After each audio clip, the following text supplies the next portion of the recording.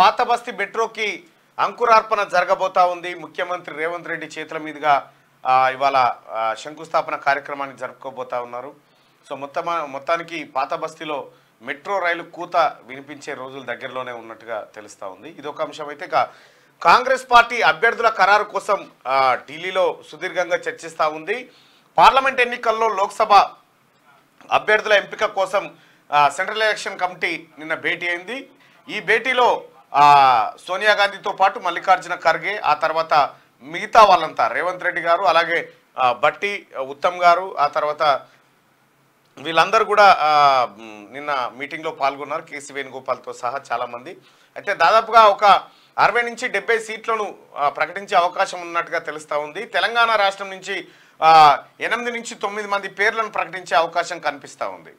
మొత్తానికి కాంగ్రెస్ పార్టీ కూడా వర్క్ను స్పీడప్ చేసింది. లోక్సభ ఎన్నికల్లో అభ్యర్థులను త్వరితగతిన ప్రకటించేందుకు అవకాశాలను పరిశీలిస్తూ ఉంది. అయితే చాలా చక్కర్లు కొడతా ఉన్నాయి సోషల్ మీడియాలో. వీళ్ళది అని చక్కర్లు కొడతా ఉన్నాయి. కాకపోతే సిడబ్ల్యూసి నిర్ణయం ఏం చేయబోతా ఉంది, ఎలాంటి పేర్లు బయటికి రాబోతా ఉన్నాయి, ఎవరు అభ్యర్థులుగా ఉండబోతున్నారు అనేది చర్చనీయాంశంగా మారింది. మొత్తానికైతే ఇప్పటికే 9 మంది అభ్యర్థులను ప్రకటించినటువంటి భారతీయ జనతా పార్టీ, ఆ తర్వాత టీఆర్ఎస్ పార్టీ కూడా 5 అభ్యర్థులను ప్రకటించింది. ఇప్పటికే 4తో పాటు ఒకటి మహబూబ్ నగర్ మన్నే శ్రీనివాస్ రెడ్డి పోటీ చేస్తాడని చెప్పి ఇప్పటికే ప్రకటించడం జరిగింది. మొత్తానికి లోక్సభ ఎన్నికలకు సంబంధించినటువంటి హడావిడి స్టార్ట్ అయిపోయింది. ఈ నెల 14 తర్వాత ఏ క్షణానైనా ఎన్నికల షెడ్యూల్ విడుదలయ్యే అవకాశం ఉంది. ఇందులో ఇది అంశం ఇట్లా ఉంటే, ఇవాళ మహాశివరాత్రి, భక్తులందరికీ మహాశివరాత్రి శుభాకాంక్షలు. అలాగే మహిళా దినోత్సవం కూడా, మహిళా దినోత్సవం సందర్భంగా మనులందరికీ మహిళా దినోత్సవ శుభాకాంక్షలు. ఇక దీంతో పాటు ఇంకొక విషయం ఏంటంటే, తెలంగాణ రాష్ట్రంలో టీఆర్ఎస్ పార్టీ భవిష్యత్తు, బీఆర్ఎస్ పార్టీ భవిష్యత్తు ప్రశ్నార్థకంగా మారింది. అక్కడ బీఆర్ఎస్ పార్టీకి సంబంధించినటువంటి మహారాష్ట్ర నేతలు కేసీఆర్కు ఒక లేఖ రాశారు. అసలు ఈ ఎన్నికల్లో మహారాష్ట్రలో మన పార్టీ పోటీ చేస్తుందా లేదా చెప్పు, లేకపోతే మా తొవ్వ మేము చూసుకుంటాం. ఇడో దుకాణం తెరిచినావు, పాన్ డబ్బా తెరిచినావు, ఆ పాన్ డబ్బా మూసినావు. ఈ ఒరిస్సా పాన్ డబ్బా మూసింది, ఏపీ పాన్ డబ్బా మూతపడ్డది. ఇక మహారాష్ట్ర పాన్ డబ్బా మూతేస్తేందుకు తాళాలు కప్పలు కొనుక్కొచ్చారట అక్కడ పార్టీ నేతలు. సో మొత్తానికి బీఆర్ఎస్ పార్టీ అయోమయంలో ఉన్నది. అభ్యర్థులు ఎవరు కూడా ముందుకు రాకపోవడం, దినదిన గండం నూరేళ్ళ ఆయుస్ అన్నట్టుగా పరిస్థితి ఉంది.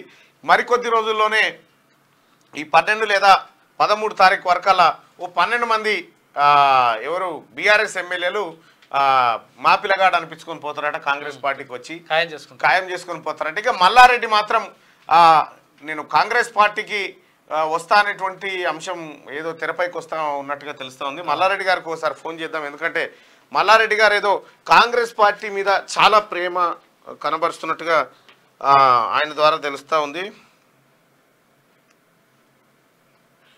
ఆయన కట్టడాలపైన నిన్న ఒక రకమైనటువంటి ఏది ఆక్రమించారని చెప్పి, ఎంక్రోచ్ చేశారని చెప్పి ఆయన దానిపైన నిన్న జేసీబీలు ప్రక్రియలు దండయాత్ర చేసినాయి. దండయాత్ర చేయగానే మల్లారెడ్డి గారు కాంగ్రెస్ పార్టీ కోసం అపాయింట్మెంట్ కోసం తిరుగుతున్నట్టుగా తెలుస్తూ ఉంది.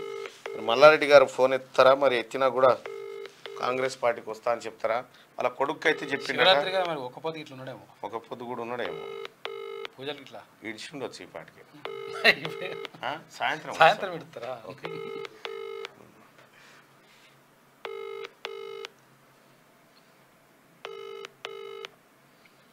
ఏమో ఎత్తట్లేడు మల్లారెడ్డి గారు. ఇప్పుడు సంశయంలో ఉంటాడు, ఎట్లా చేయాలి ఏం కథ అనేది. అయితే వాళ్ళ కొడుకు మల్కాజ్గిరి టికెట్ అని చెప్పి రిక్వెస్ట్ చేస్తూ ఉంటాట కాంగ్రెస్ పార్టీలో.